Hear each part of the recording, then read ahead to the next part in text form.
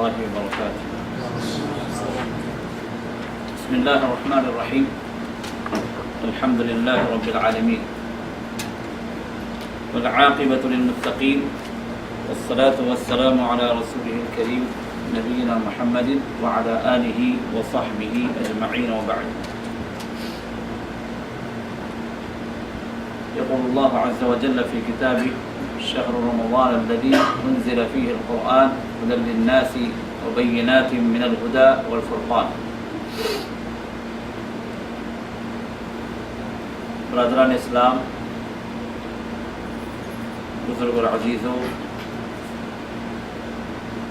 معزز حاضرین، محترم سامعین،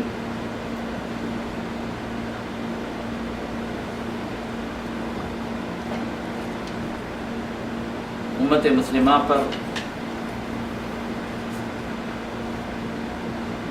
جب سے یہ امت وجود میں آئی ہے،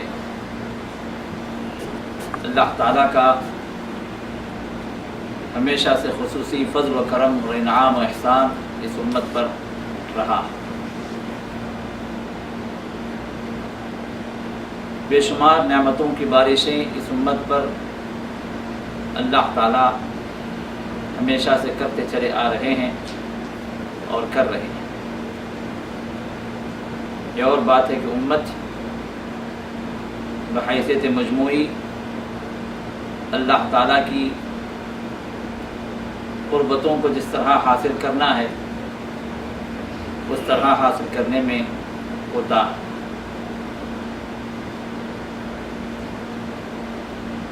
وقتاً فوقتاً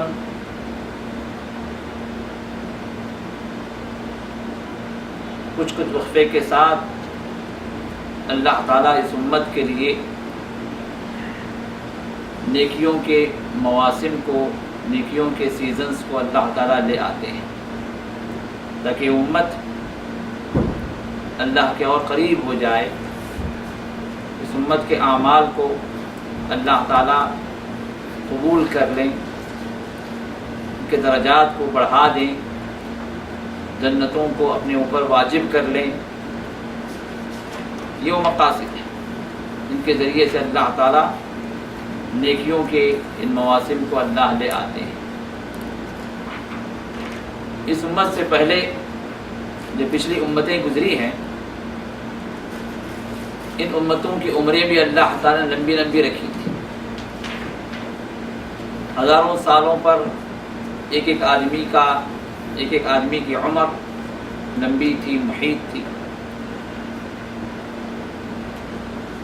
لیکن اس امت محمدیہ صلی اللہ علیہ وسلم کی اوسط عمر، ایوریج جو ایج ہے وہ ما بین 60 الی 70، 60 اور 70 کے درمیان، یہ ایوریج عمر ہے۔ ممکن ہے اس سے پہلے بھی انتقال ہو جائے، اور ہوتے ہیں، ممکن ہے اور بھی لمبی عمر پائیں، لیکن یہ انفرادی حالات ہیں۔ لیکن اجتماعی جو عمر ہے امت محمدیہ کی، رسول اللہ صلی اللہ علیہ وسلم نے ارشاد فرمایا کہ اعمار امتی بین 60 الی 70، میری امتیوں کی عمریں 60 اور 70 کے درمیان۔ تو ایک طرف تو وہ لوگ جو ہزار سال زندہ رہے، اللہ کی عبادت میں لگے رہے، نیکیاں انہوں نے حاصل کی اور چلے گئے، اور ایک طرف ہم جیسے لوگ 60-70 سال کی عمر پائے، اس میں بھی آدھی عمر ایسے ویسے ہی گزر گئی، اور آدھی عمر جو عبادتیں جو ہوئیں وہ بھی کما حق ہو نہیں۔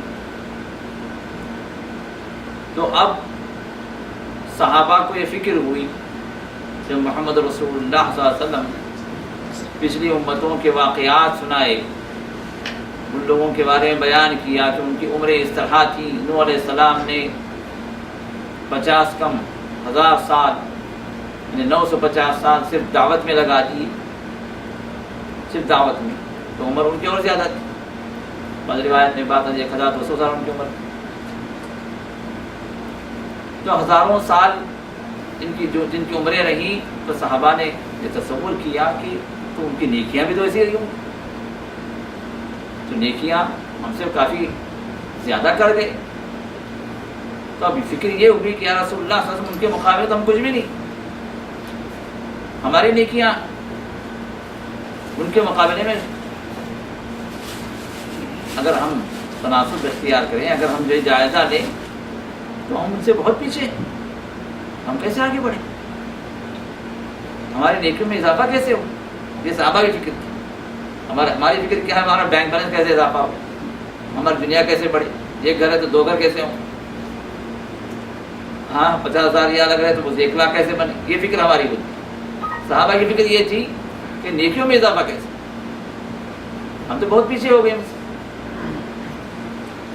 تو محمد رسول اللہ صلی اللہ علیہ وسلم پر اللہ تعالیٰ نے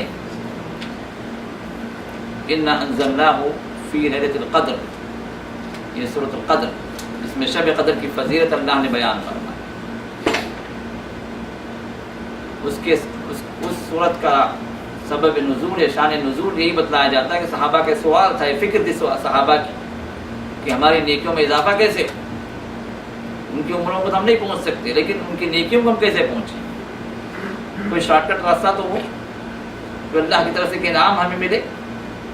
تو اللہ نے اس امت کو رمضان بھی دیا، رمضان کے ساتھ اللہ نے شب قدر بھی دی، جس کے بارے میں اللہ نے فرمایا خیر من 1000 شہر، شب قدر کی عبادت، ایک رات کی عبادت 1000 مہینوں کی عبادت سے بہتر ہے۔ یعنی 1000 مہینوں کی عبادت انسان مسلسل کرتا رہے، جیسے ابھی آپ نے سنا کہ 83 سال تقریباً 4 مہینے مسلسل انسان عبادت کرتا رہے، تو جو ثواب اس کو ملنا ہے وہ ثواب اللہ ایک رات میں اس بندے کو عطا کر دیتے ہیں۔ اور ایک بندے کو اگر 10 راتیں میں مل گئیں، پہنچ گیا تقریباً 1000 روپے مقبول عبادت۔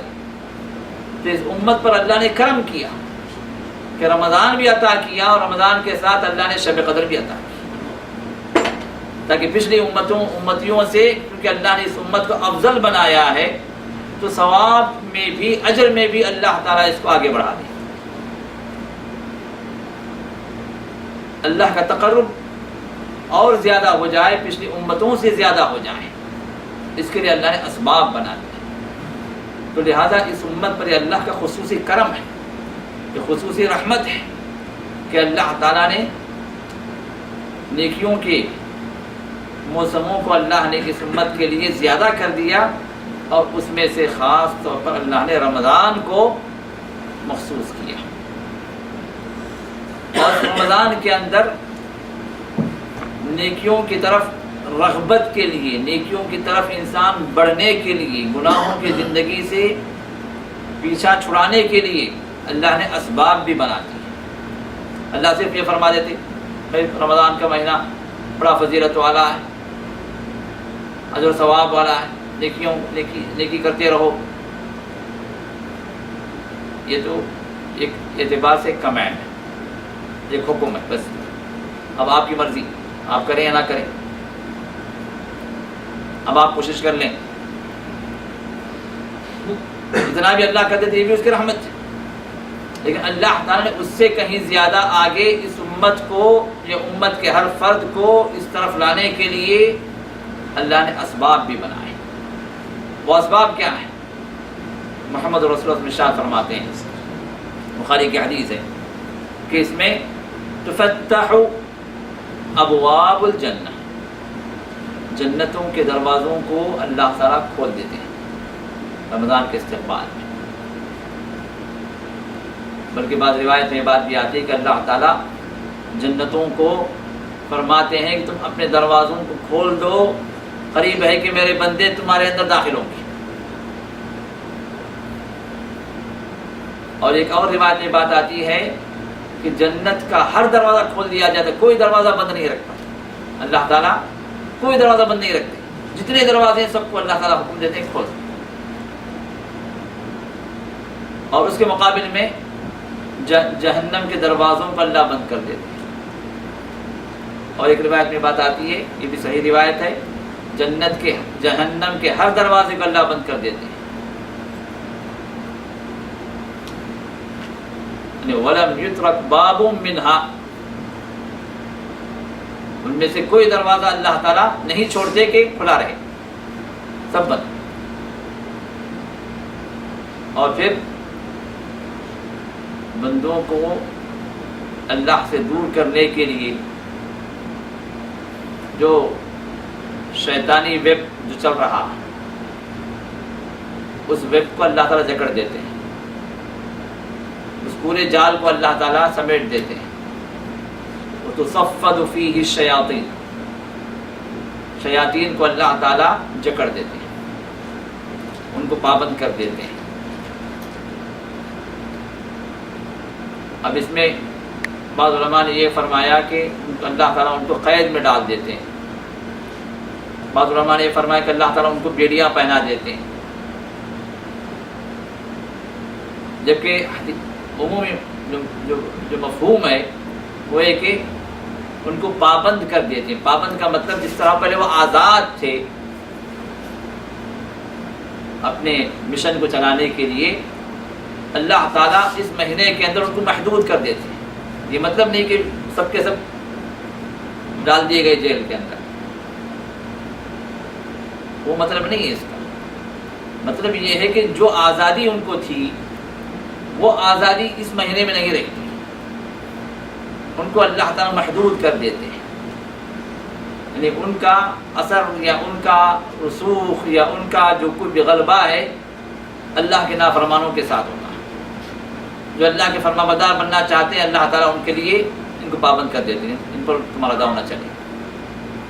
اسی وجہ سے جو بھی اس ماہ کے اندر اللہ کی طرف آنا چاہے اس کا دل نرم ہو جاتا ہے، اللہ کی خشیت طاری ہوتی ہے۔ رمضان میں توبے کے لیے انسان آگے بڑھتا ہے، گناہوں کی زندگی سے چھٹکارا حاصل کرنا چاہتا ہے، جو بھی خیر کی طرف رغبت کرے اللہ تعالیٰ اس کے لیے آسانیاں پیدا کرتا ہے بنسبت دوسرے مہینوں میں پورے شیطان کا پورا یہ جال اپنی جگہ فعال، اپنی جگہ ایکٹیو ہوتا ہے، لیکن رمضان میں چونکہ اللہ تعالیٰ ان کو پابند کر دیتے ہیں، محدود کر دیتے ہیں، اس لیے عمومی طور پر جو بھی اللہ کی طرف رغبت کرنا چاہے، جو بھی نیکی کی طرف آگے بڑھنا چاہے، اس کے لیے راستے بالکل کھلے کھلے لگتے ہیں۔ اور دوسری طرف سے انسان کا جو نفس ہے، جو انسان کو اللہ کی نافرمانی یا شہوت کی طرف ابھارتا ہے، اس نفس کو اللہ تعالیٰ کمزور کر دیتے رمضان میں روزوں کے ذریعے سے۔ اسی وجہ سے محمد رسول اللہ صلی اللہ علیہ وسلم نے ان نوجوانوں کو جو نوجوان ہیں، جن کے ساتھ خواہشات ہیں، جن کے ساتھ شہوتوں والا معاملہ ہے، اب ان شہوتوں کو کیسے کنٹرول کریں؟ نکاح کے ذریعے سے۔ فرمایا کہ یا معشر الشباب من استطاع منکم الباءۃ فلیتزوج، اے نوجوانوں تم میں سے جو بھی شادی کر سکتا ہے، شادی کی قدرت رکھتا ہے، وہ شادی کر لے۔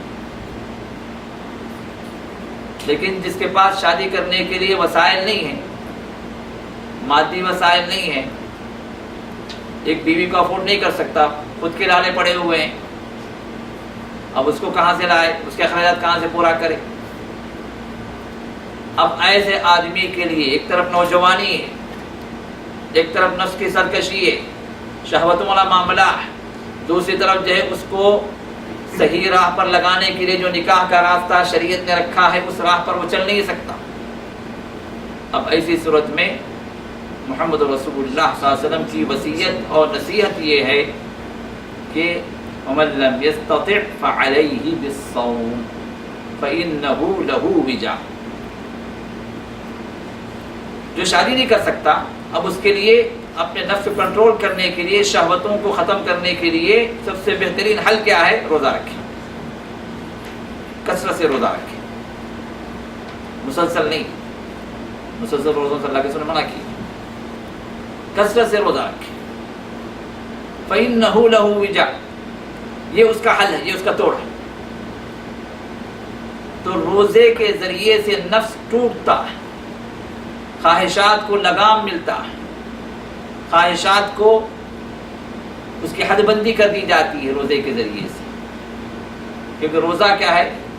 12-14 گھنٹے کی عبادت ہے، عبادت میں بندہ لگا ہوا ہے، اس کا پورا ذہن و دماغ اللہ کی اطاعت میں، معصیت سے دور، نافرمانیوں سے دور، شیطانی راہوں سے دور۔ تو 24 گھنٹوں میں سے 12-14 گھنٹے جو اس کے حرکت والے گھنٹے ہیں، اس کے جاگنے کے گھنٹے ہیں، اس کے کاموں کے گھنٹے ہیں، اب اس میں وہ عبادت میں گزار دیا تو اس کے بعد باقی جو وقت جو بچتا ہے اس کا کیا ہے؟ وہ آرام کا وقت۔ تو برائیوں سے دور ہونے کے لیے اللہ تعالیٰ اس روزے میں اسباب بنا دیتے ہیں۔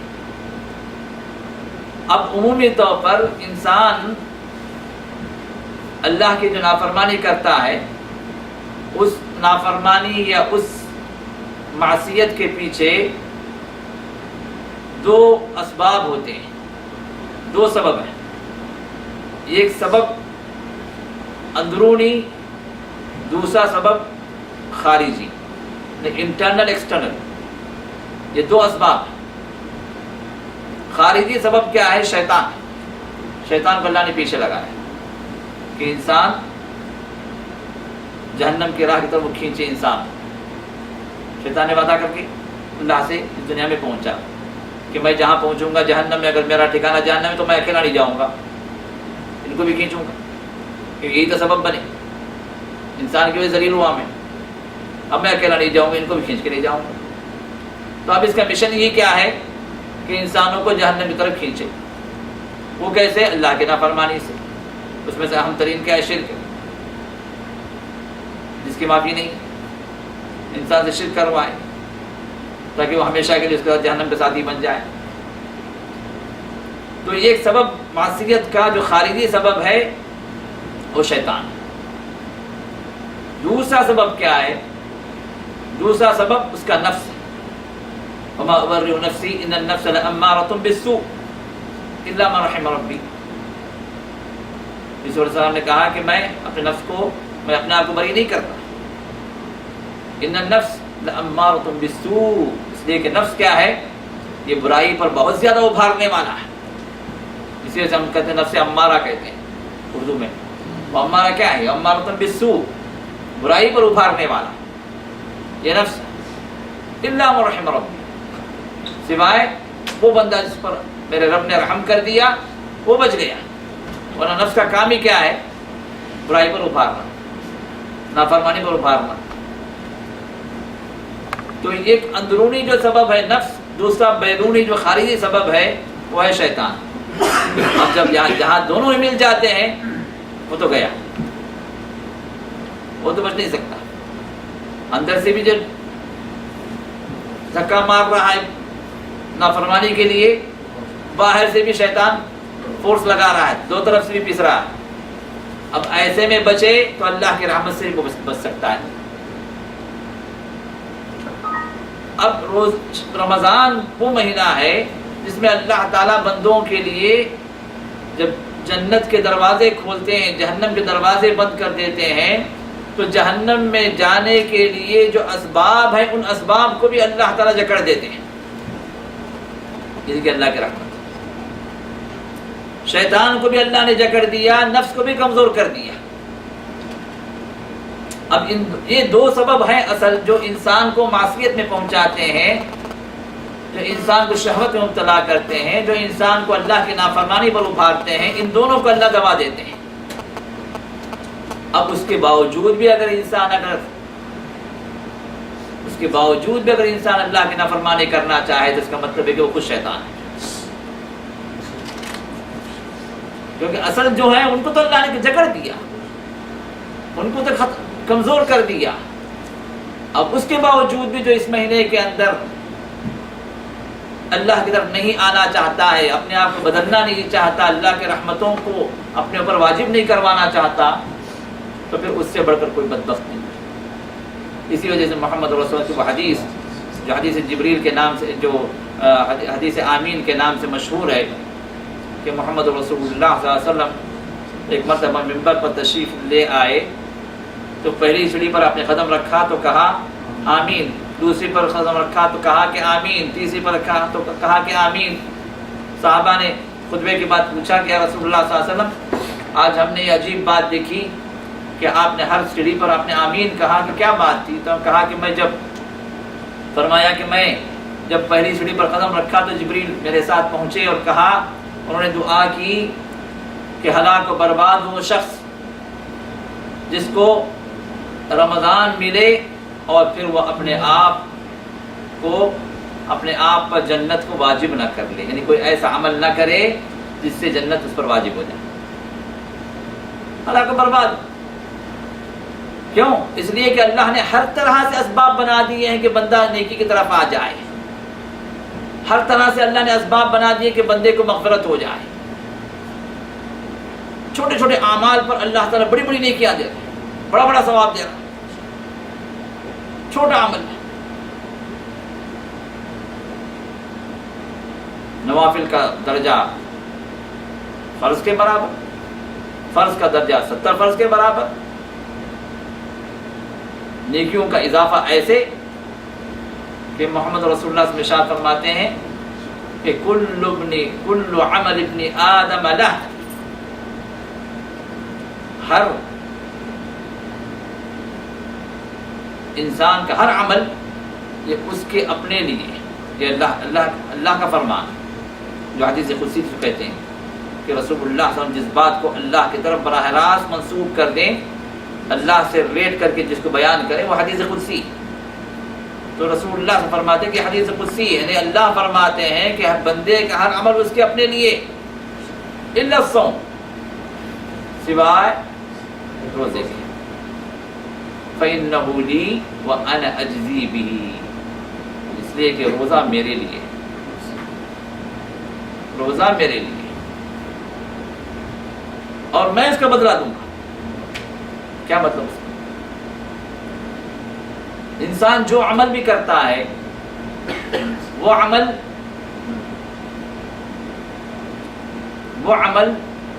چاہے تو اس کا دکھاوا کر سکتا ہے،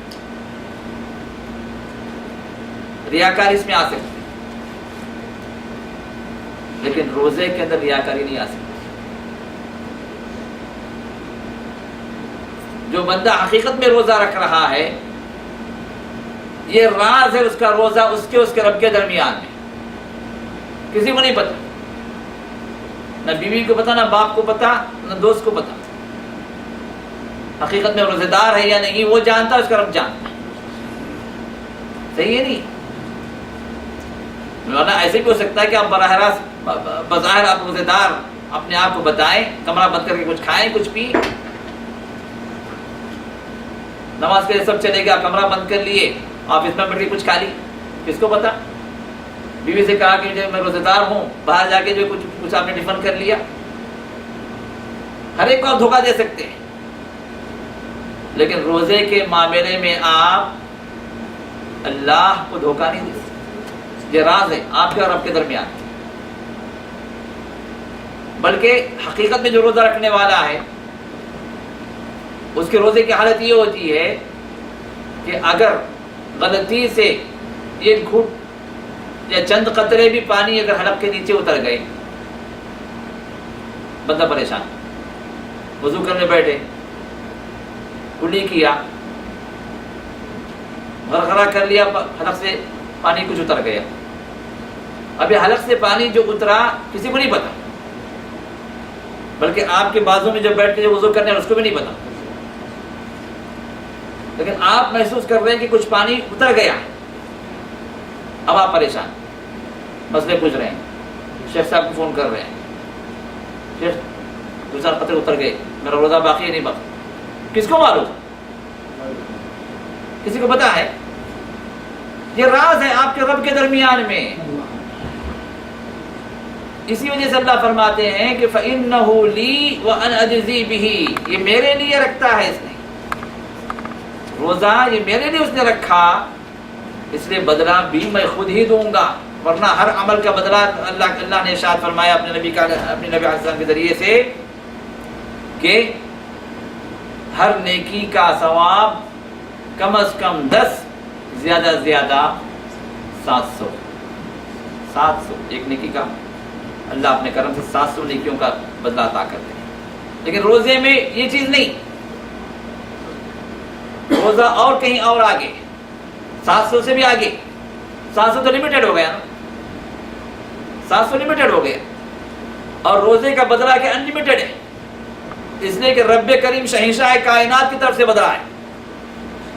وقت کا بادشاہ اگر آپ کو بلا کر کچھ انعام دے رہا ہے تو پوچھتا ہے کہ مانگ کیا مانگتا ہے، یہ دنیا کا، آپ مانگے تو سلطنت بھی ختم ہو جائے گی۔ اس کی حالت یہ ہے کہ اپنی بادشاہی کو بتلانے کے لیے پوچھتا ہے کہ مانگ کیا مانگتا، اور شہنشاہ کائنات اگر آپ کو دینے پر اتر آئے تو کوئی لمیٹیشن ہوگی؟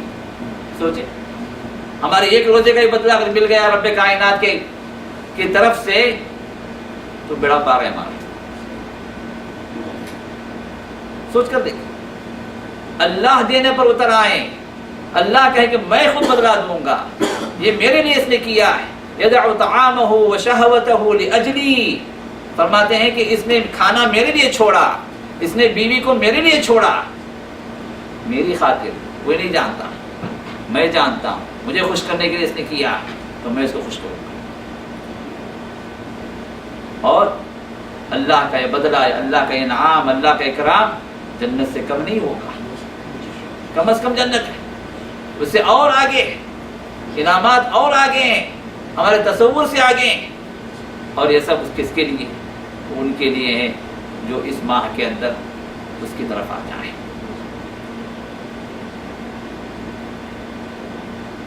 اور یہی وہ راز ہے جو روزے کی فرضیت میں اللہ نے بتلایا ہے، جس کی طرف میں ذرا اشارہ کرنا چاہتا ہوں کہ اللہ نے روزوں کی فرضیت کو بتلاتے ہوئے سورہ بقرہ میں آیت نمبر 183 میں اللہ فرماتے ہیں کہ یا ایھا الذین آمنوا کتب علیکم الصیام کما کتب علی الذین من قبلکم لعلکم تتقون، ایمان لانے والوں، تم پر روزے اسی طرح فرض کیے گئے جس طرح تم سے پہلے کے لوگوں پر بھی فرض کیے گئے، لیکن کیوں؟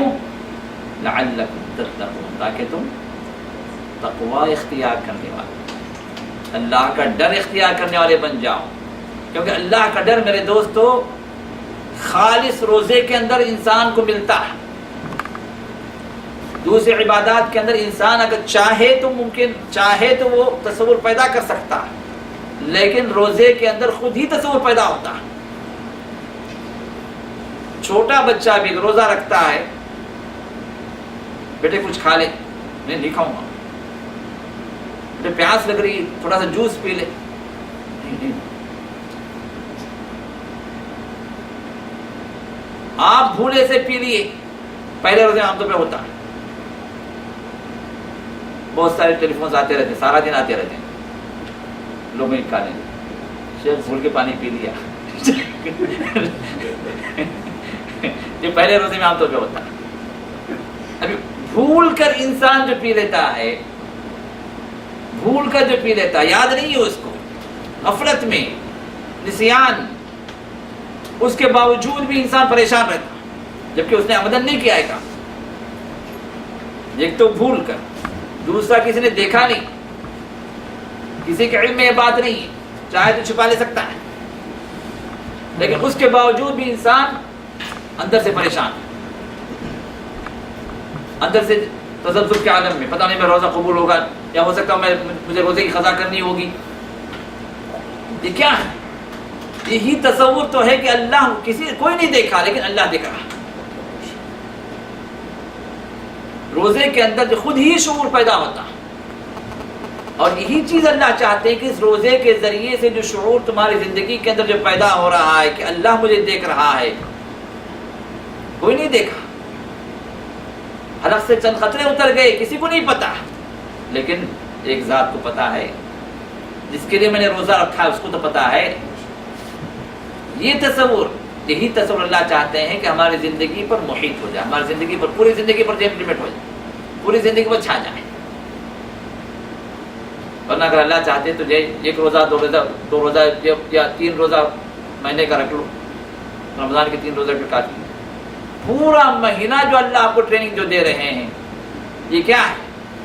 یہ پورے مہینے کی ٹریننگ آپ کے بقیہ 11 مہینوں پر جو ہے چھائے، اس کا اثر جو آپ جو محسوس جو کر رہے تھے روزے کی حالت میں، وہ اثر آپ کی بقیہ زندگی پر آئے۔ یہی اصل مقصود ہے، ورنہ اللہ تعالیٰ کے مقصود نہیں ہے کہ ہمیں تکلیف مبتلا کریں۔ یہ دن جو ہے گرمیوں کے دن ہیں، پیاس کے دن ہیں، دھوپ کڑی ہے، اب ایسے میں اللہ تعالیٰ جو ہے بیٹھ کے تماشا دیکھے، کیسے جو بندہ جو کیسے تڑپ رہا ہے پیاس سے، دیکھو تو بھوک ہمارا جو روڈ پہ کام کرنے والے ہیں، جو خدائی کرنے والے ہیں، روزے کی حالت میں سخت یہ کام کریں اور اللہ تعالیٰ بیٹھ کے جو دیکھتے رہیں، یہ مقصود نہیں ہے۔ اللہ تعالیٰ بندوں کا عذاب مبتلا کرنا مقصود نہیں ہے، بلکہ اللہ تعالیٰ اس عمل کے ذریعے سے بندوں پر اپنی رحمت کو نچھاور کرنا چاہتے ہیں اور بندوں کو اپنے قریب کرنا چاہتے ہیں۔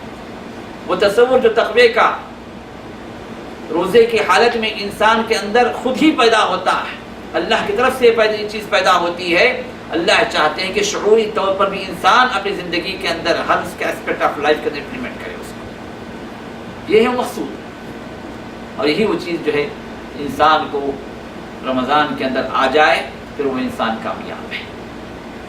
تو یہ آنے والے ایام، یہ وہ بابرکت ایام ہیں جو ہمیں اللہ کے قربتوں کی طرف لے جانے والے ایام ہیں، جو ہمیں اللہ کے مغفرتوں کی طرف لے جانے والے ایام ہیں۔ تو ان ایام کے اندر ہم سب سے پہلے اللہ تعالیٰ کی طرف آنے کے لیے ہم اپنے آپ کو تیار کریں، اور یعنی ان ایام کے شروع ہونے سے پہلے ہم اپنی پچھلی زندگی کے جو گناہوں کا اور اللہ کے نافرمانیوں کی جو آلائشیں، جو ناپاکیاں ہمارے ساتھ ہیں، ان سے ہم اپنے آپ کو پاک کر لیں، ان سے ہم اپنے آپ کو پاک کر لیں، اس لیے کہ ان ایام کے جو اعمال ہیں، ان اعمال کی قبولیت کے لیے 2 شرطیں محمد رسول نے لگائی ہیں۔ ان 2 شرطوں کو اپنے اندر ہم پہلے امپلیمنٹ کریں، ان 2 شرطوں کے لیے اپنے آپ کو ہم تیار کریں۔ ابو ہریرہ کی حدیث بخاری و مسلم کے اندر محمد رسول نے ارشاد فرمایا، من صام رمضان ایمانا واحتسابا غفر له ما تقدم من ذنبه ومن قام رمضان ایمانا واحتسابا غفر له ما تقدم من ذنبه ومن قام ليلة القدر ایمانا واحتسابا غفر له ما تقدم من ذنبه۔ 3 اعمال کی فضیلت رسول اللہ صلی اللہ علیہ وسلم نے بتلائی، روزہ، قیام لیل اور شب قدر میں قیام کرنا۔ جس نے روزہ رکھا رمضان کی، جس نے روزے رکھے اس کے گناہ پچھلے معاف کر دیے گئے۔ جس نے رمضان کی راتوں میں قیام کیا، تراویح، تہجد، جو بھی یہ سب قیام لیل کے اندر داخل ہے، جس نے قیام کیا پچھلے گناہ معاف کر دیے گئے۔ جس نے شب قدر میں قیام کیا، لیلۃ القدر جس کو مل گئی، شب قدر جس کو مل گئی، پچھلے گناہ معاف کر دیے گئے۔ لیکن ان تمام کے اندر شرط رسول اللہ صلی اللہ علیہ وسلم 2 چیزوں کی لگائی، ایماناً واحتساباً، ایمان اور احتساب۔ ایمان کے ساتھ اور ثواب کی امید لے کر، یعنی اللہ کے لیے اخلاص کے ساتھ، کوئی اور مقصد نہ ہو۔ ایمان اور اخلاص، یہ 2 چیزوں کی شرط رسول اللہ صلی اللہ علیہ وسلم نے لگائی۔ سب سے پہلے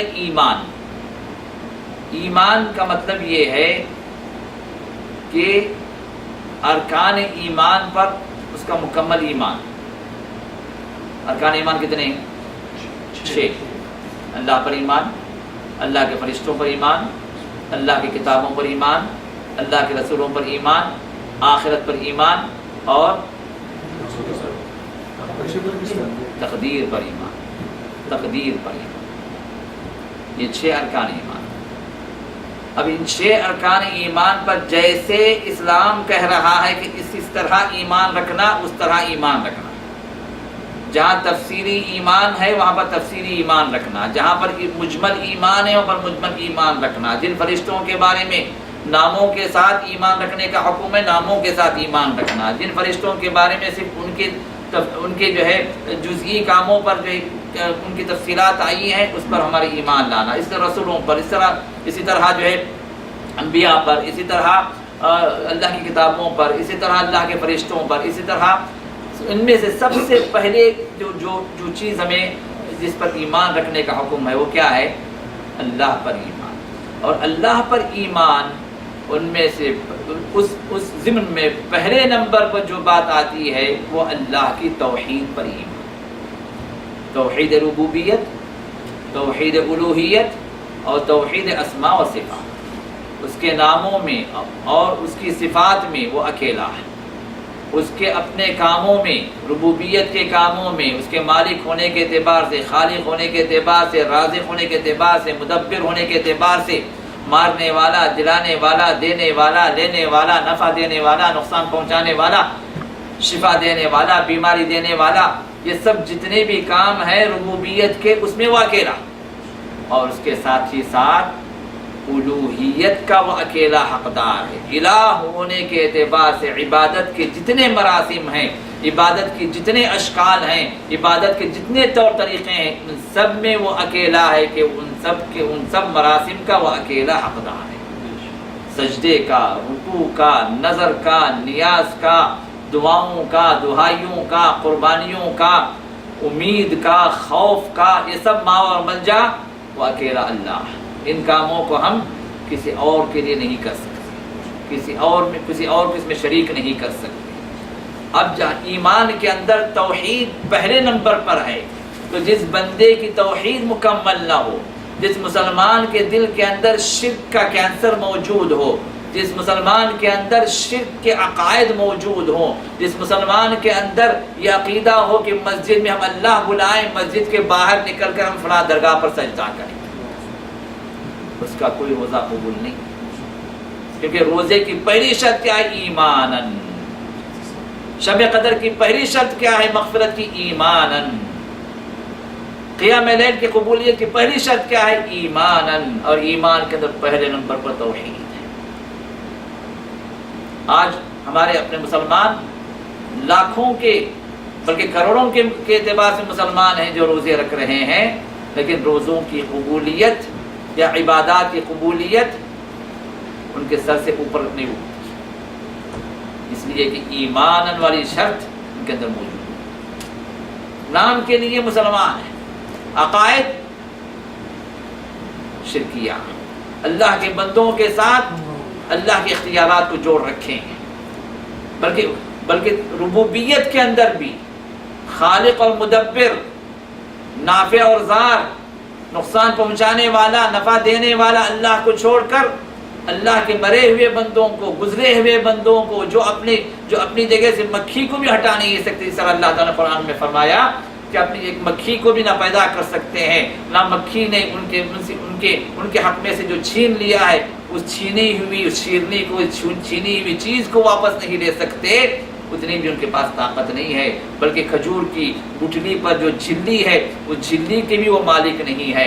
جو اللہ تعالیٰ مختلف مقامات پر مختلف انداز سے سمجھاتے ہیں کہ یہ بے طاقت لوگ ہیں جن کو تم بلاتے ہو، پکارتے ہو، ان بے طاقت لوگوں کے ساتھ اللہ تعالیٰ جو طاقتور ہے اس طاقتور کی طاقتوں کو ان بے طاقت لوگوں کے ساتھ لوگوں نے منسلک کر رکھا ہے. اور منسلک کرنے والے کون ہیں؟ جو کافر ہیں، جو مشرک ہیں، جو ہندو ہیں، جو وہ تو ہیں ہی، لیکن یہ وہ لوگ ہیں جو مسلمان ہیں، جو ہمارے اپنے بھائی ہیں. تو عبادت نہیں کیسے قبول ہوتی؟ تو یہ شعور ہمارے معاشرے میں ہمیں پیدا کرنا ہے کہ آپ روزہ رکھ رہے ہیں تو روزے کی قبولیت کے لیے شرط کیا ہے؟ اس شرط پر آپ پورے اتر رہے ہیں تو رمضان شروع ہونے سے پہلے اس شرط کو ہم اپنے اندر لے آئیں، اس صحیح ایمان کو ہم سیکھیں، ان صحیح عقائد کو ہم لے آئیں اپنے دلوں کے اندر.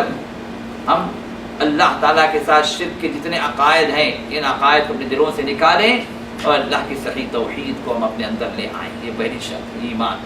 اور دوسری شرط احتساب، یعنی اخلاص، اللہ کے لیے وہ کام ہو، نام و نمود، شہرت یا لوگوں کا دکھاوا یا کوئی دنیاوی مقصد یہ نہ ہو، یا دیکھا دیکھی میرا دوست رکھ رہا ہے میں بھی رکھ رہا ہوں، یا روٹین چلو بھائی رمضان میں رکھنا ہے سب رکھ رہے ہیں ہم بھی رکھ رہے ہیں. نہیں، شعور کیا ہو اللہ کے لیے، اللہ کا حکم ہے، اللہ کے لیے میں رکھ رہا ہوں، اللہ سے اجر و ثواب مجھے ملنا ہے، فإنه لي وأنا أجزي به. یہ تصور ہو کہ یہ روزہ اس کے لیے اور اسی سے مجھے بدلہ حاصل کرنا، یہ تصور ہو تو پھر یہ دو شرطیں اگر ہیں تو پھر ہمارا روزہ وہ روزہ ہوگا، ہماری عبادتیں وہ عبادتیں ہوں گی جو جس میں صرف جو ہمارا روٹین نہیں بلکہ ہمارا پورا شعور اس کے اندر شامل ہوگا، شعوری روزہ ہوگا، جس میں روزہ ہمارے دل کا بھی ہوگا، ہماری آنکھوں کا بھی ہوگا، ہمارے کانوں کا بھی ہوگا اور ہمارے زبان کا بھی ہوگا، جسم کے عضو کا ہوگا، یہ بھی روزہ۔ ان روزے کے اندر اگر آپ ان اعضاء سے اللہ کی نافرمانیوں کو اپنے آپ کو بچائیں، ان اعضاء کو نافرمانی سے بچائیں تو ان اعضاء کا بھی روزہ ہے، یہ بھی اللہ کے حضور روزے دار ہے کہ آپ ان کو اللہ کی نافرمانی سے آپ نے بچایا۔ اس وجہ سے محمد رسول نے ارشاد فرمایا من لم يدع قول الزور والعمل به والجهل فليس لله حاجة في ان يدع طعامه وشرابه، فرمایا کہ جس نے روزہ بھی رکھا اور جھوٹ یا جھوٹی بات کو یا جھوٹے کام کو یا جہالت کے کام کو اس نے چھوڑا نہیں، وہی روٹین والے کام چل رہے ہیں، روزہ بھی رکھ لوگ ٹائم پاس کر رہے ہیں۔ ٹائم پاس کیا ہے؟ گانے چل رہے ہیں۔ ٹائم پاس کیا ہے؟ فلمیں چل رہی ہیں۔ ٹائم پاس کیا ہے؟ سیریل۔ ٹائم پاس کیا ہے؟ جو کسی جو ہے لڑکی سے چیٹنگ ہو رہی ہے۔ ٹائم پاس کیا ہے؟ یہ جتنے بھی جو چل رہے ہیں ٹائم پاس، روزے میں بھی ٹائم پاس ہو رہا ہے۔ ٹائم پاس یہاں سے ہو رہا، روزہ بھی پاس ہو گیا ادھر سے کر رہے ہیں روزہ۔ فَلَيْسَ لِلَّهِ حَاجَةٌ، تو رسول نے ارشاد فرمایا کہ اگر اس طرح کے معاملات ہیں تو پھر اللہ کو اس بات کی کوئی حاجت نہیں کہ بندہ کھانا پینا چھوڑ کے ایسے بھوکا پیاسا رہے، کوئی فائدہ نہیں۔ اللہ کو بھوک اور پیاس مطلوب نہیں ہے، آپ کی اس بھوک اور پیاس سے اللہ تعالیٰ کی فرما برداری آپ کر رہے ہیں یا نہیں کر رہے ہیں، اللہ کا کتنا تقوی آپ کی زندگی میں آ رہا ہے، کتنے پرسنٹیج آپ نے اس کا اختیار کیا، یہ مقصود ہے، یہ دیکھیں، یہ ہے اصل چیز۔ تو لہذا میرے دوستوں، یہ آنے والے جو ایام ہیں یہ بڑے ہی بابرکت ایام ہیں جس میں اپنے آپ کو ہمیں چینج کرنا ہے۔ ان ایام کے شروع ہونے سے پہلے ہم ان شرطوں کو اپنے اندر لے آئیں، ہم اس قابل بن جائیں کہ اللہ تعالیٰ خود ہی اپنے رحمت میں کھینچ لے، ہم ایسے بتا دیں اپنے آپ کو کہ اے اللہ ہم واقعی تیرے رحمت کے مستحق ہیں تو ہمیں لے لے۔ محمد رسول نے ارشاد فرمایا کہ من حرم خیرہا فقد حرم، جو ان رمضان کے راتوں کی خیرات و برکات سے جو محروم کر دیا گیا وہ حقیقت میں وہ بد نصیب ہے، وہ محروم ہے، اس لیے کہ رمضان کے ہر راتوں کے اندر اللہ تعالیٰ بے شمار بندوں کی مغفرت فرماتے ہیں، بے شمار بندوں کو جہنم سے آزاد کرتے ہیں، بے شمار بندوں کو اللہ جنت میں داخلہ کرتے ہیں۔ اگر ہم اس میں شامل نہیں ہو پائے تو اس کا مطلب یہ ہے کہ ہم سے زیادہ بدبخت، ہم سے زیادہ بد نصیب اور کوئی نہیں ہے۔ تو لہٰذا ابھی سے تہیہ کر لیں کہ ہمارے وہ دن جو ابھی چل رہے ہیں یہ اب سے ختم ہے، آنے والے جو ایام ہے رمضان اس میں ہمیں اللہ کے حقیقی بندے بننے ہیں، اللہ تعالیٰ کی قربتوں میں ہمیں اپنے آپ کو داخل کرنا ہے، اللہ کی جنتوں کو ہم اپنے آپ پر واجب کرنا ہے، اللہ کے رحمتوں کے حقدار اپنے آپ کو ہمیں بنانا ہے۔ تو لہٰذا اس انٹینشن کے ساتھ یہاں سے اٹھیں، اور جس طرح انسان کسی کام کے لیے یا کسی انٹرویو کے لیے جانا ہے تو انٹرویو کے لیے تیار ہوتا ہے کہ کل کے دن مجھے وہاں جانا ہے، تو اپنے ظاہری مظہر کے لحاظ سے بھی، لباس کے لحاظ سے بھی، اپنے جو ہے اپنے ذہنی اعتبار سے بھی، ہر اعتبار سے تیار ہوتا ہے ایک معمولی انٹرویو کے لیے۔ اور یہاں جو ایام جو آ رہے ہیں یہ تو وہ ہے جو ابدی کامیابی کا ایام ہے۔ اگر اللہ نے مغفرت کر دی، اگر اللہ نے جنت میں آپ کو جو داخل کر دیا، جہنم سے بچا دیا، پھر اور باقی کیا رہا؟ یہی وہ کامیابیاں۔ وَمَنْ زُحْزِحَ عَنِ النَّارِ وَأُدْخِلَ الْجَنَّةَ فَقَدْ فَازَ، جو جہنم سے بچا لیا گیا، جنت میں داخل کر دیا گیا، حقیقت میں وہی کامیاب ہے۔ تو یہ کامیابی کے ایام ہیں جو آ رہے ہیں، اللہ تعالیٰ سے دعا ہے کہ اللہ تعالیٰ میں واقعتاً ہمیں کامیاب بندوں میں شامل کر دیں، اور ان ایام کے اندر جو باتیں جو مشروع ہیں ان میں سے ایک تو روزہ فرض ہے، دوسرا رات میں قیام ہے، چاہے آپ تراویح کی شکل میں پڑھیں یا تہجد شکل میں پڑھیں، اور تیسرا جو صدقہ و خیرات ہے کہ جس میں رسول اللہ صلی اللہ علیہ وسلم کے بارے میں یہ بات آتی ہے کہ ان ایام کے اندر صدقہ و خیرات میں آپ اتنے تیز ہو جاتے گویا تیز تند آندھی چل رہی ہے، صدقہ و خیرات ہر طرف بے انتہا بے شمار۔ رسول اللہ صلی اللہ علیہ وسلم سخی، عام طور پر آپ سخیوں کے سخی تھے، لیکن ان ایام کے اندر آپ سے بڑھ کر کوئی اور سخی نہیں تھا۔ تو اور افضل صدقۃ فی رمضان، رمضان کے اندر سب سے افضل ترین صدقہ ہے، افضل ترین جو اجر ہے صدقے کا وہ کس میں ہے؟ رمضان میں ہے۔ تو لہٰذا کثرت سے صدقہ و خیرات کریں۔ اور چوتھی چیز اگر ممکن ہو آپ کے لیے تو رمضان میں عمرہ کر لیں، کیونکہ رسول اللہ نے ارشاد فرمایا کہ تعدل حجۃ او حجۃ معی، کہ رمضان کا عمرہ حج کے برابر ہے، اور ایک اور روایت میں میرے ساتھ حج کے برابر ہے۔ بڑی فضیلت والا عمرہ ہے، اور لوگ کیا سمجھتے ہیں کہ آخری عشرے میں کرنا ہی یہ فضیلت والی بات، غلط ہے۔ رمضان کی چاند رات سے لے کر شوال کا جو چاند، عید کا چاند دکھنے سے پہلے جو بھی وقت ہے یہ پورا وقت رمضان کا، اور اس میں آپ کبھی بھی کر لیں، آپ کو جو ثواب رسول اللہ سے بتلایا ہے حج کا انشاءاللہ آپ کو ملے گا۔ تو شروع کے ایام میں چلے جائیں جس میں بھیڑ بھی کم ہوتی ہے اور آسانی کے ساتھ جو عمرہ بھی ہو جاتا ہے۔ تو شروع کے ایام کے اندر خاص طور پر جو فیملیز والے ہیں وہ شروع ایام میں چلے جائیں تو زیادہ بہتر ہے، جس کو موقع نہ ملے وہ آخر میں جائے۔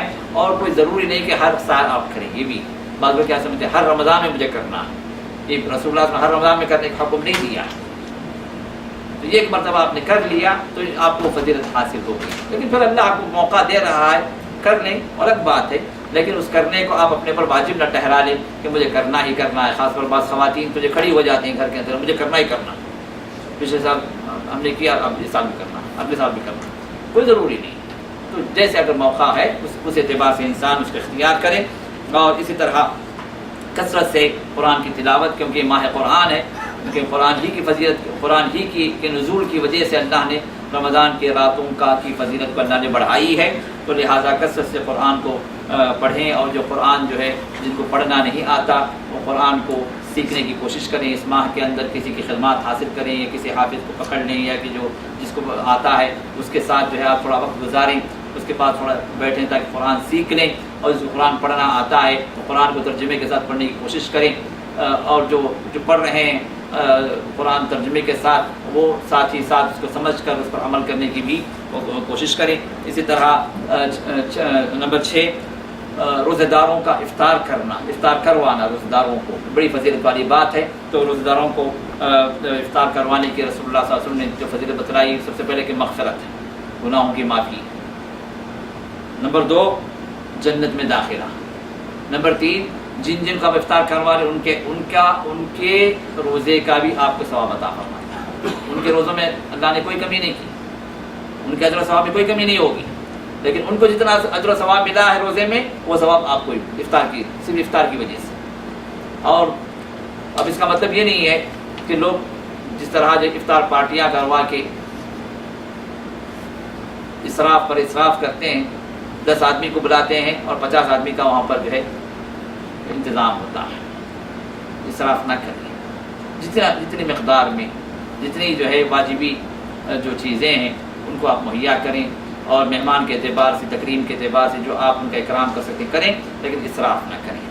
رسول صحابہ جب رسول اللہ سے یہ فضیلتیں بیان فرمائی افطار کی تو صحابہ تڑپ گئے، کہا کہ یا رسول اللہ صلی اللہ علیہ وسلم آپ کو معلوم ہے کہ ہمارے پاس افطار کروانے کے لیے کھجور بھی کبھی کبھی نہیں ہوتا، کھجور بھی نہیں ہوتا ہمارے پاس، ہم کس سے افطار کروائیں؟ آپ نے فرمایا کہ وَلَوْ شَرْبَتَ مَاءٍ، وَلَوْ شَرْبَتَ مَاءٍ، پانی کے گھونٹ سے صحیح۔ اللہ اکبر، یہ صحابہ کی حالت ہے۔ تو پانی سے بھی اگر آپ افطار کروا دیں کسی کو تو انشاءاللہ اجر ملے گا، بشرطے کہ آپ صرف پانی کے حقدار رہیں اس وقت۔ ہاں اب اس کا مطلب یہ نہیں کہ آپ سب کچھ محفوظ کر دیں آپ اندر اور صرف لوگوں کو بلا کے پانی پلا کے بھجوا دیں، یہ مطلب نہیں ہے۔ مطلب ہے کہ اپنی استطاعت کے مطابق آپ خود بھی جو ہے استعمال کریں، اور روزہ داروں کو بھی آپ جو ہے اللہ کی نعمتوں سے ان کو بھی سرفراز کریں، ان کو بھی جو اس میں شریک کریں۔ نمبر 7 جو آخری ایام کے اندر اعتکاف کی جو عبادت ہے یہ بھی بڑی فضیلت والی عبادت ہے، اور شب قدر کو پانے کا یہ سب سے بہترین ذریعہ ہے، محمد رسول اللہ کی سنت ہے۔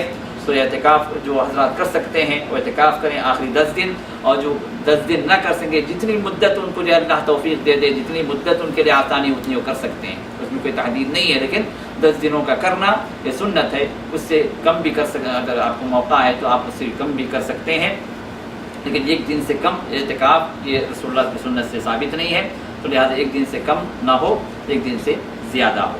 نمبر 8 शब कदर को तलाश करने के लिए रसूलुल्लाह सल्लल्लाहु अलैहि वसल्लम ने ताख़ रातों में तलाश करने का हुक्म दिया है। तो ताख़ रातों में तलाश करने के लिए आप अपने आप को तैयार करें कि उन रातों के अंदर 21, 23, 25, 27 और 29 ये 5 ताख़ रातें हैं। इन ताख़ रातों में शब कदर को तलाश करें। मतलब ये है कि उन रातों को ज़ाय ना करें, मुमकिन हद तक इबादत में अपने आप को लगा कर रखें। नंबर 9, इख्तिताम के साथ ये सदक़े फ़ितर रसूलुल्लाह की तरफ से इस शरीयत में मशरू है। तो लिहाजा सदक़े फ़ितर हर आदमी निकाले। जिसको भी 2.5 किलो अनाज निकालने की ताकत है वो निकाले, जिसको निकालने की ताकत ना हो वो दूसरों से ले। ये 2 ही कैटेगरी है। इसमें निसाब लोग की शर्त लगाते हैं, निसाब की कोई शर्त नहीं। किसी भी हदीस से निसाब की शर्त किसके लिए? ज़कात के लिए, ज़कातुल फ़ितर के लिए नहीं। ज़कातुल फ़ितर के लिए इस्तिताअत क्या है? 2.5 किलो अनाज आप अपनी तरफ से और आपके तहत आपके ज़िम्मेदारी में जो बच्चे हैं या कि जो लोग भी हैं, बीवी हैं, बच्चे हैं या वालिदैन हैं या भाई हैं, जो भी आपकी ज़िम्मेदारी में उन सब की तरफ से निकालें। और जो ना निकाल सकता हो, उतनी ताकत नहीं, आप निकाल नहीं सकते, तो फिर आप किस कैटेगरी में हैं? लेने वाली कैटेगरी। तो 2 ही कैटेगरीज हैं इसमें, या तो देने वाले ना दे सकते हों तो वो लेने वाले हैं, और लेने वाले के पास भी उलमा ने फरमाया कि लेने वाले के पास भी इतना अनाज जमा हो गया कि वो उस दिन की उसकी हाजत से ज़्यादा उसके पास जमा हो गया, अब वो उसमें से निकाले, देने वाला बन गया। जितना उसने लिया है उसमें से अपनी ज़कातुल फ़ितर सदक़े फ़ितर वो निकाले। और 10वीं बात जो इस माह से जो खुसूसी ताल्लुक़ रखती है वो है दुआओं का महीना है और दुआओं की कबूलियत का महीना है। उसके दिन भी और उसकी रात भी। दिन में आप रोज़ेदार हैं, रोज़े की हालत में दुआ कबूल होती है, रोज़े की हालत में दुआ कबूल होती है।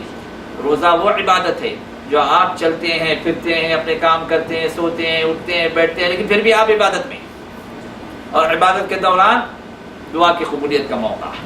तो लिहाजा रोज़े के वक्त में और साथ ही इफ्तार के वक्त में दुआ की कबूलियत का मौका ज़्यादा है, और इफ्तार के वक्त की दुआ अल्लाह रद्द नहीं फरमाते। तो लिहाजा इफ्तार के मौके पर दुआ के लिए इंसान ख़ुसूसी तौर पर जो उसके लिए वक्त निकाले। और रात भी दुआ की कबूलियत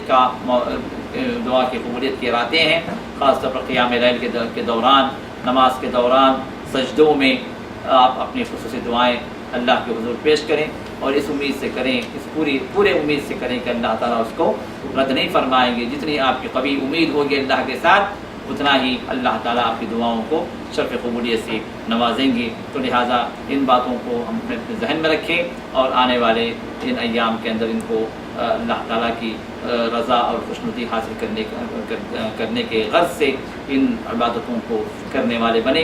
अल्लाह हम सब को तौफ़ीक़ अता फ़रमाए।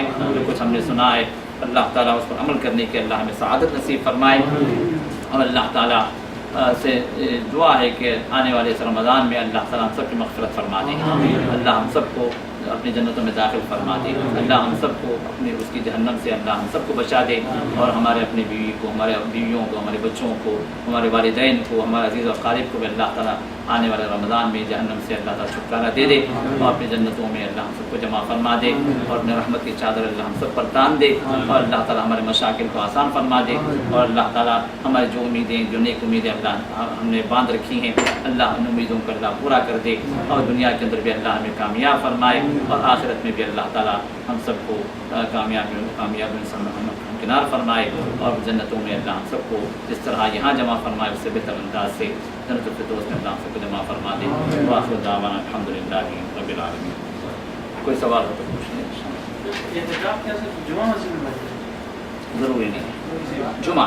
अल्लाह ने क्या फरमाया? व अंतुम आकिफूना, फिर जवाब में नहीं फरमाया, फिल मसाजिद, व अंतुम आकिफूना फिल मसाजिद। थोड़ा ज़कात पे बोलने की गुजारिश कर जी। ज़कात पे, ज़कात जी भाई, ज़कात के ऊपर ज़कात की असल में ज़कात का मौजूद काफ़ी लंबा है, लेकिन ये है कि ज़कात अगर आप सबसे पहले कि ज़कात लोग क्या समझते हैं کہ رمضان میں زکوٰۃ فرض ہوتی ہے، جبکہ رمضان کا تعلق زکوٰۃ سے نہیں، رمضان کا تعلق کس سے ہے؟ روزوں سے۔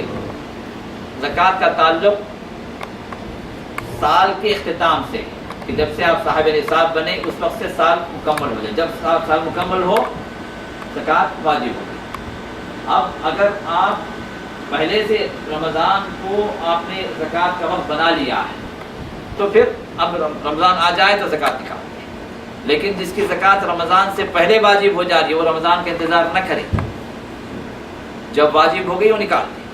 لیکن جس کی زکوٰۃ رمضان کے بعد واجب ہو رہی ہے، اب اس کے لیے فضیلت یہ ہے کہ وہ پہلے رمضان میں نکال دیں تاکہ رمضان کی فضیلت سے حاصل ہو جائے۔ تو زکوٰۃ مؤخر نہیں کی جا سکتی، مقدم کی جا سکتی، آگے آپ نکال دے سکتے ہیں، لیکن اس کو مؤخر کر کے پیچھے کر کے آپ نکال نہیں سکتے، جتنا آپ اس کو مؤخر کریں گے اتنا آپ گنہگار ہوں گے۔ تو لہذا جس کی زکوٰۃ بھی رمضان میں واجب ہو جا رہی ہے یا کہ رمضان کے بعد واجب ہو جا رہی ہے وہ رمضان میں نکال دیں، تاکہ افضل صدقۃ فی رمضان کے اندر جو ہے سب سے افضل ترین صدقہ ہے، یہ فضیلت آپ کو حاصل ہو جائے۔ اب زکوٰۃ جن چیزوں پر واجب ہے وہ چار چیزیں ہیں، سونا اور چاندی۔ سونا اور چاندی یہ ایک ہی میں ایک میں داخل ہے۔ نمبر 2 سامان تجارت۔ نمبر 3 مویشی، پالنے والے جو جانور ہیں۔ نمبر 4 زمین کی پیداوار۔ یہ چار ہی چیزیں ہیں، یہ چار ہی چیزیں اس پر زکوٰۃ واجب ہے، پانچویں کوئی چیز نہیں ہے۔ اب سونا اور چاندی کے اندر نصاب کیا ہے؟ سونا اگر آپ کے پاس ہے تو 85 گرامز اینڈ ابو، 85 گرام سے کم اگر ہے تو زکوٰۃ واجب نہیں، 85 گرام سے اوپر ہے تو زکوٰۃ واجب ہے۔ بعض لوگ کیا سمجھتے ہیں 85 گرام سے اوپر ہونے کا مطلب کیا ہوا؟ کسی کے پاس جو ہے 100 گرام اگر ہے تو 85 گرام پہ سے کو ہٹا دے اور پھر 15 گرام پہ زکوٰۃ نکالے۔ ہمارے پاس لوگ ہمیشہ چکر میں ہوتے ہیں نا، کیسے کم کریں، جبکہ اس کا طریقہ یہ ہے کہ 85 گرام سے اگر کم ہے، کسی کے پاس 80 گرام سے اگر ہے تو اس کو کوئی زکوٰۃ واجب نہیں، لیکن کسی کے پاس 85 آ گیا تو اس کا مطلب ہے کہ 85 پر بھی پورے پر نکالیں، پورے کی زکوٰۃ نکلے گی۔ کسی کے پاس 100 گرام ہے تو پورے 100 گرام کے نکلے گی، یعنی کہ 85 کو ہٹا دے باقی 15 گرام کے نکالیں۔ تو اسی طرح سلور اگر ہے، چاندی اگر ہے تو 595 گرامز اس کا نصاب ہے، 595 گرامز۔ تو اگر کسی کے پاس 590 ہے یا اس سے کم ہے تو کوئی زکوٰۃ نہیں ہے، لیکن 595 یا اس سے زیادہ اگر ہے تو پورے پہ زکوٰۃ آئے گی۔ کسی کے پاس کچھ سونا ہے کچھ جو ہے چاندی ہے تو دونوں کو ملا کر کسی ایک کی ویلیو اگر بنتی ہے تو زکوٰۃ واجب ہو جائے گی۔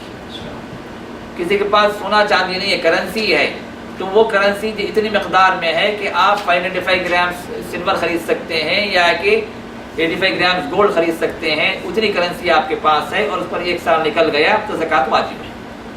اور چاہے کرنسی ہو، چاہے سونا ہو، چاہے چاندی ہو، اس میں نصاب کیا ہے؟ 2.5%۔ 100 گرام اگر ہے تو 2.5 گرام یہ زکوٰۃ میں نکلیں گے۔ 10,000 ریال اگر ہیں تو کتنے ریال نکلیں گے؟ 250 ریال نکلیں گے۔ واضح؟ تو یہ ہے کرنسی یا سونا اور چاندی، ان تینوں کا ایک ہی حکم ہے۔ باقی پیداوار والے تو ادھر کوئی بھی نہیں ہے، یا ہے کوئی کھیتی والے جی، کھیتی کا اپنا جو ہے کھیتی کا اپنا نصاب ہے 5 وسق۔ رسول اللہ صلی اللہ علیہ وسلم نے اس کی مقدار بتلائی جو پیداوار جو ہوتی ہے، اور پیداوار میں بھی وہ جس کو ذخیرہ اندوزی جس کی ہو سکتی ہے، مثلا جس کو اسٹور کیا جا سکتا ہے، جیسے گیہوں ہے، اناج ہے، جو بھی ہے، تازہ جو پھل ہے اس میں کوئی زکوٰۃ نہیں آئے گی۔ جو سڑنے والی جو ترکاری وغیرہ ہے اس میں کوئی زکوٰۃ نہیں ہے، سمجھ رہی بات؟ جو اسٹور کرنے والا جو اناج ہے یا جو دانے ہیں یا کہ جو دال ہے چاول جو بھی ہے اس پر زکوٰۃ آئے گی۔ اس کا نصاب کیا ہے؟ 5 وسق۔ 5 وسق کا مطلب یہ ہے تقریباً 750 کلو گرام، اس کے اوپر زکوٰۃ آئے گی۔ اور یہ زکوٰۃ جو آئے گی اس کا کیا ہے؟ اگر جو ہے آپ نے اپنے خرچ سے اس پر جو ہے یہ کیا ہے، سینچائی کی ہے، پانی وغیرہ پہنچایا ہے، اس پر خرچ ہوا ہے، تو پھر اس میں آپ کو نکالنا ہے 5%. اگر آپ کے اپنے خرچ پر جو ہے کوئی مسئلہ نہیں رہا، مطلب بارش، قدرتی بارش تھی، قدرتی نہر تھی، اسی میں جو ہے پوری پیک ہو گئی، تو اب اس میں سے آپ نکالیں گے 10%. یہ اناج کے بارے میں. باقی مویشیوں کا جو ہے حساب الگ ہے. بکریوں کا ہے تو 40 بکریوں سے کم اگر ہو تو کوئی زکوٰۃ نہیں. 40 بکری اگر ہے تو پھر 1 بکری. اس طرح جو ہے الگ الگ حساب. اونٹوں کا حساب 5 اونٹ اگر ہے تو اس میں زکوٰۃ آئے گی. اس طرح جو ہے 30 اگر گائے اگر ہے تو اس پر زکوٰۃ آئے گی. تو اس طرح جو ہے انعام ہے، یہ مطلب جو ہے یہ وہ جانور ہیں جو پالتو جانور ہیں. اور ان پالتو جانوروں کے اندر بھی زکوٰۃ کی شرط کیا ہے؟ اساسی شرط کیا ہے کہ ان کے کھانے پینے پر جو ہے اگر آپ خرچ کر رہے ہیں تو کوئی زکوٰۃ نہیں. سمجھ رہے بات؟ اگر وہ چر رہے ہیں اللہ تعالیٰ کی چراگاہوں میں، کھلے میدانوں میں، تو ان پر زکوٰۃ ہے. اگر آپ ان کے کھانے پینے پر اخراجات کر رہے ہیں تو زکوٰۃ نہیں. کتنا اللہ نے چھوٹ دیا ہے، پھر بھی لوگ جو اس کے اندر سے ڈنڈی مارتے ہیں. ہر اعتبار سے اللہ نے چھوٹ دیا ہے. اور اسی طرح باقی چوتھی چیز کیا ہے؟ سامان تجارت. جو چیز بھی آپ سیل پر لگائیں، چاہے بزنس کر رہے ہوں آپ، یا کہ پراپرٹی بھی اگر آپ سیل پر لگا دیے تو سامان تجارت میں آ گئی.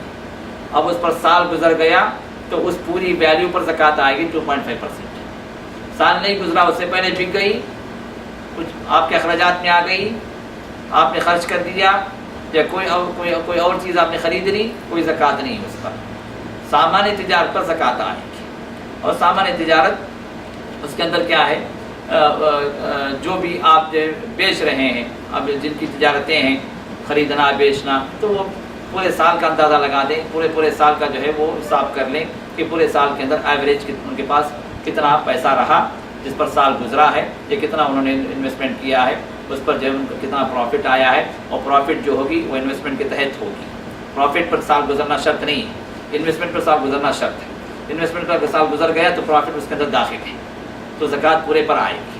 اور اس کے اندر بھی جو چیز جو ہے آپ شو رومس میں رکھے ہوئے ہیں، اس کو یا جو چیز جو ہے آپ لوگوں کو بیچنے کے لیے آپ نے رکھے ہوئے ہیں، اس پر زکوٰۃ آئے گی، اس کی ویلیو پر زکوٰۃ آئے گی. اور جو چیز آپ جو ہے فیکٹری کے طور پر جو آپ نے جو مشینس وغیرہ جو ہے آپ نے ڈال رکھی ہیں، جس کے ذریعے سے جو ہے پروڈکشن ہو رہا ہے، تو اس پر زکوٰۃ نہیں آئے گی. مشینوں پر زکوٰۃ نہیں ہے، لیکن مشین کی پیداوار پر زکوٰۃ ہے. تو یہ مختصر سی باتیں ہیں. تفصیل ویب سائٹ پر ہے islamic-corner.com پہ زکوٰۃ کے مسائل ہیں. کوئی سننا چاہے سن لے سکتے ہیں اس پر انشاءاللہ. جی.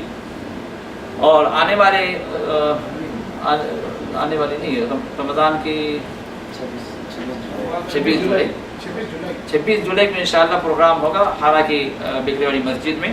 رمضان کے احکام اور مسائل، رمضان کے احکام اور مسائل جو فیملی پروگرام ہمارا منتھلی ہوتا ہے، انشاءاللہ وہاں پر انشاءاللہ ملیں گے.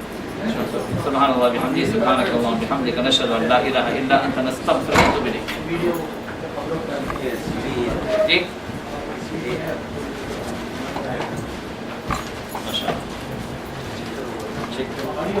چیک کرنا ہے اس کو.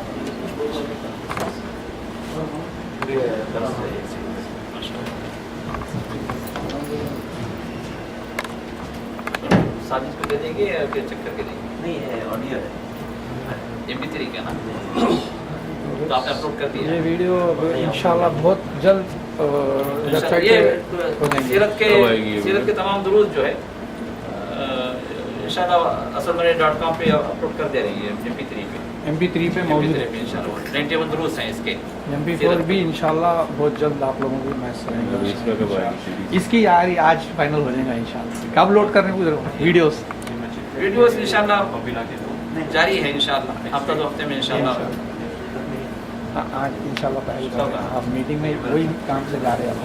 آج سے شروع کریں گے. 30-35 تیار ہو گئی ہے. جی بھائی سینسر بورڈ سے پاس کرنا. ہاں سینسر بورڈ سے پاس نہیں رہے سر، اس واسطے ٹھہرے.